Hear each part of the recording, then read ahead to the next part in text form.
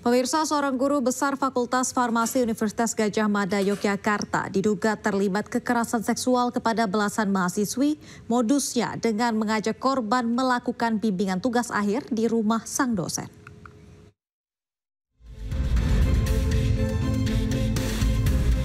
Kasus dugaan kekerasan seksual yang melibatkan guru besar terjadi di Fakultas Farmasi Universitas Gadjah Mada.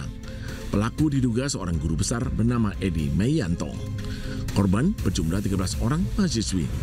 Kasus ini terjadi sejak akhir 2023 hingga pertengahan 2024.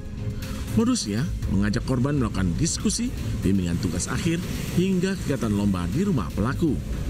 Saat ini pelaku sudah dipecat sebagai dosen UGM. Pelaku juga tengah dalam proses pemecatan sebagai ASN dan guru besar. Tahun 2024, kemudian sampai rekomendasi keluar itu di akhir 2024, keputusan dari Ibu Rektor itu keluar Januari 2025. Dan pada hari yang sama kita sudah mengajukan kepada kementerian.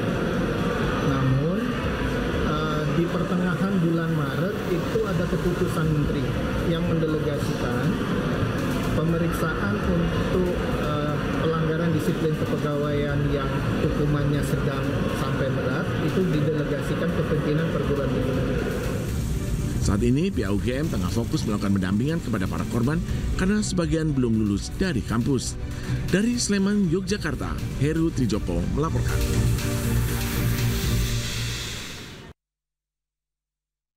Seorang dokter residen anestesi di Rumah Sakit Hasan Sadikin, Bandung, Jawa Barat diduga memerkosa seorang keluarga pasien dengan modus mengambil sampel darah korban dibius hingga tidak sadarkan diri lalu diperkosa.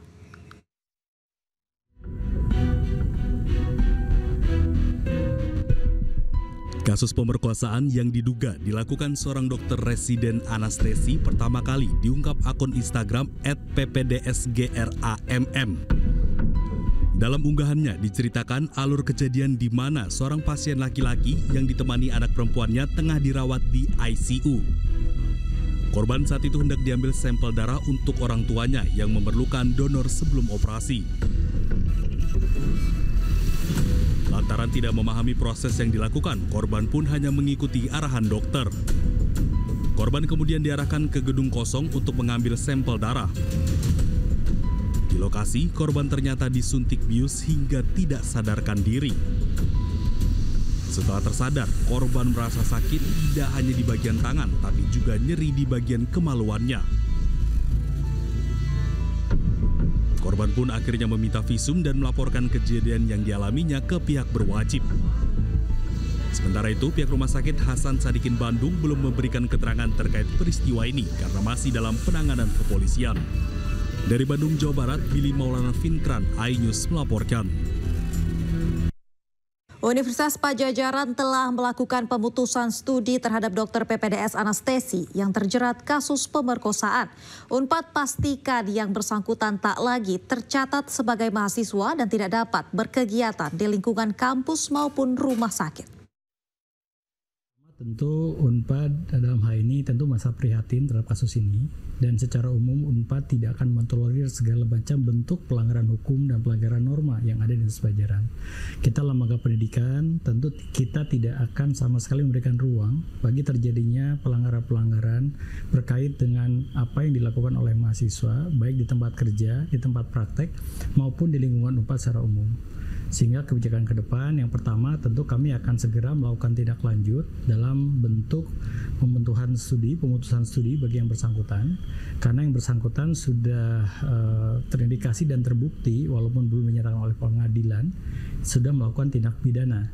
Sehingga kami akan segera mengeluarkan dan ada aturan internal di Unpad yang menyatakan bahwa setiap mahasiswa, dosen maupun karyawan yang melakukan tindakan pidana akan kami berikan sanksi sesuai dengan peraturan yang berlaku.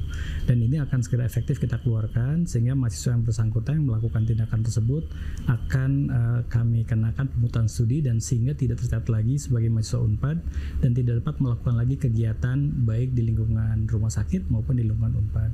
Hal lain adalah tentu kami pun akan melakukan pendampingan aman untuk korban. Jadi berkoordinasi dengan Rumah Sakit Hasan Sadikin dan juga dengan polisi, dan mudah-mudahan dapat terjadi keadilan bagi korban, dan kami mengucapkan juga prihatin dan juga penyesalan untuk korban. Semoga ini tidak terjadi lagi di masa yang datang pada mahasiswa Unpad. Hal lain juga kami juga akan memperketat proses pengawasan yang ada di lingkungan pendidikan, baik di tingkat spesialis maupun di tingkat non spesialis dan juga pendidikan-pendidikan lainnya, sehingga mudah-mudahan ke depan tidak ada lagi kasus-kasus serupa terjadi di lingkungan Unpad maupun di lingkungan-lingkungan di mana pendidikan Unpad dapat berjalan, termasuk di rumah sakit pendidikan. Ya, yang bersangkutan ini mahasiswa pendidikan spesialis, khususnya di prodi anestesi. Jadi kami sekarang sudah berkoordinasi dengan Dekan FK Unpad dan juga Direktur Utama Hasan Sadikin. Kami juga sudah berkoordinasi dengan Kementerian Kesehatan, sehingga ini kelihatannya multidimensi. Jadi tidak hanya berbicara mengenai masalah pendidikan saja, tetapi secara lengkap adalah bagaimana pengawasan peserta didik dan juga masalah perundungan-perundungan, juga masalah-masalah lain yang berkait dengan proses pendidikan spesialis khususnya di rumah sakit pendidikan. Ini akan kami coba lakukan ke depan agar tidak lagi terjadi atau minimal akan diminimalisir sekecil mungkin peluang-peluang yang akan.